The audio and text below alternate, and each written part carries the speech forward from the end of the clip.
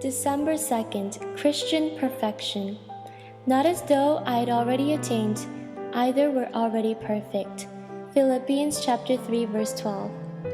It is a snare to imagine that God wants to make us perfect specimens of what He can do. God's purpose is to make us one with Himself.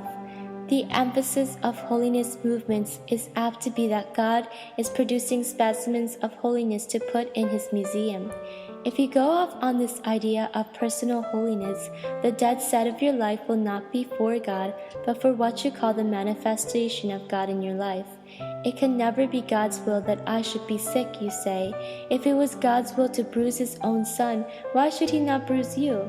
The thing that tells for God is not your relevant consistency to an idea of what a saint should be, but your real vital relation to Jesus Christ and your abandonment to Him, whether you're well or ill.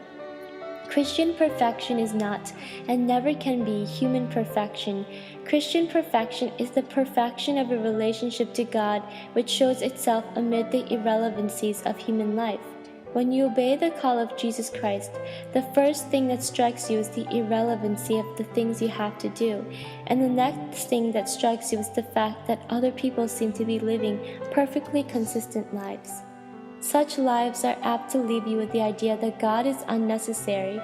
By human effort and devotion, we can reach the standard God wants.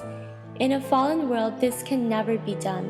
I'm called to live in perfect relation to God so that my life produces a longing after God in other lives, not admiration for myself. Thoughts about myself hinder my usefulness to God.